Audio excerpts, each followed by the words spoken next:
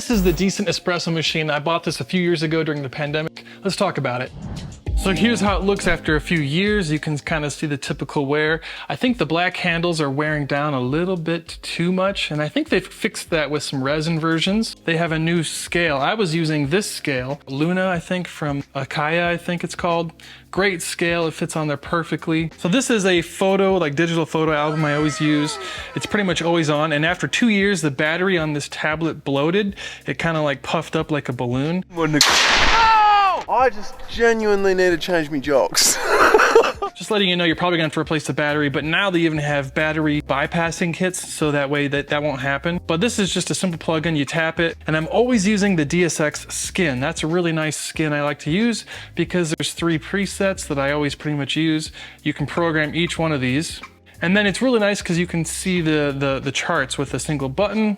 And but yeah, you can basically just select that skin right here. You can just select any skin you would like. But I found DSX is the best. And with this machine, there's tons of presets. And for the most part, I found that I really like just a few of them here. So the DSX has kind of 3 basic profiles, templates: fruity, smooth, and mocha. And these are kind of generalities. I found they make really great coffee. And I think Damien, designed it, I believe. And so Damien is a guy on the forums, on the Decent forums, and he's a developer, and he has probably some of the best stuff. And then I also really like this profile called Filter 2.1. And Filter 2.1 is designed by Scott Rayo. Scott is a kind of a coffee expert. He teaches people how to make great coffee around the world. And this is sort of like his version of making filter coffee with an espresso machine. And so I pretty much use that a ton. And then right here, you can see it's easy to access all of your graphs and stuff. And so yeah, that's pretty much it. Here is the scale. You can see it reacts pretty well. And so basically what we're gonna do is pull a basic shot here. You can adjust everything right here or right here or right here. And so it's a real simple setup, but let's try it out. One of the things I really don't like is that the trays are made out of ceramic, and then the tray itself kind of just flows around here. It's not a huge deal, but when you pay a couple grand, you want it to be perfect. And so I think this tray I don't know, I think those tolerances are a little too loose. Even though I like the idea that it's ceramic, I think I don't know, there's room to be improved on there. I also had a scratch and dent model. You can see a little bougie there. No problem, I saved a couple, I think it was like $100 or $200. The steam one armed, I wish all of them had that big, like the big arch arm. This can be replaced. Sometimes I find myself not having a ton of reach. It's not a huge deal, but just something I noticed. I like having this arm stick out because when I'm steaming milk, I can rest my arm against it and get the good height right there. And then now they have better rubber. This is rubber that kind of aged over time. It's not a big deal again, but now I think they have better silicone, I think. I'm not sure about that. And then yeah, overall, you can see how the handles are just painted black, kind of shown age over a few years. I've expected that, but now again, they have better handles. So that's pretty much the wear and tear after a few years. What I do is I use citric acid, and there's a cleaning tool here and things like that. And then I use these to kind of get the silicone gasket out. Here's the original rubber gasket that started falling apart, and the rubber is okay, but the silicone I replaced it with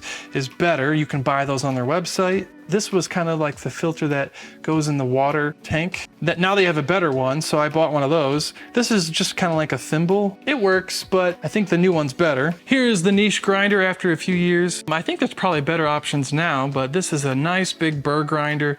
You can see how the static electricity makes it kind of build up. I even 3D printed one of these little spacers to help hold the portafilter better.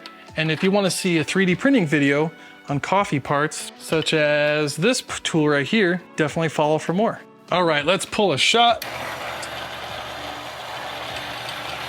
If you don't touch the machine, it'll go to sleep, and sometimes this screen pops up, and sometimes I can't get it to wake back up. And so sometimes the software, especially in the beginning, was really finicky. I might have to, figure out how to restart this. Just a little WDT action here with the 3D printed tool. This was kind of a fun experiment, learning how to 3D print here. And this just gets rid of clumps and things like that. Helps the better extraction. All of this is to extract more evenly.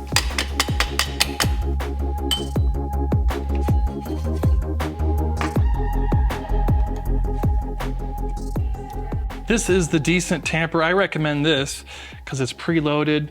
So you can't really go past that. And so it makes tamping super efficient and easy. And every time you get great results. Brush away the edge here so we can get a nice, good seal. So this is how I use this. I'm gonna select mocha. And these beans are a little dark. So with darker beans, I go 1 or 2 degrees lower. And then I found that pressurizing a little more is kind of nice. You don't have to do any of this, but that's a pretty good level there. And so all my stuff is right here. If you want, you can save all this, even your water and your rinsing and your steaming, you can save all of that just by pushing that. So that's how you can recall these settings, and you can see the dot right there. That means my settings are selected. And to start it, you just have to push this button. Just like that. As you could probably tell, the beans were just a little stale. It's time to get, time to use them. After about a month, they kind of go bad, but that's what we got. 20 grams in, 40 grams out. Another thing I don't like is that the top shows a lot of dust, so you're gonna have to clean this off like every other day to get rid of all the little dust, but that's easy to do. It's pretty waterproof too. And this ring will go on when you need water. It automatically stops right at the perfect temperature, and then you push the middle button and it'll purge it automatically. Pretty nice. And as you can see, my drawer is full of extractions. I have all kinds of stuff I like to put in coffee, or you can just use regular syrup like Torani. Right now I'm gonna use some orange zest and just do a few drops. That's all you need. Give it a quick stir. Let's see if I can do it behind the camera. Oh, I can't do it with your hands reached out. But if you ever do mess up, you can always add your own powder. This is pumpkin spice powder. Oh, that's all you need. My cat's going crazy right now. He loves the leftover milk here. Don't you like it, Reg? That's his morning routine right there. So this right here is my basic kind of cappuccino drink, about 100 grams of milk, about 40 grams of espresso. So it's pretty strong. It's more like a flat white. Very good. Let me know if you guys have questions about the machine after 2.5, 3 years. It's been pretty awesome. Yes, it's expensive, but when you roast your own beans and when you drink 2 or 3 a day, it's definitely worth it. So if you have any questions, let me know.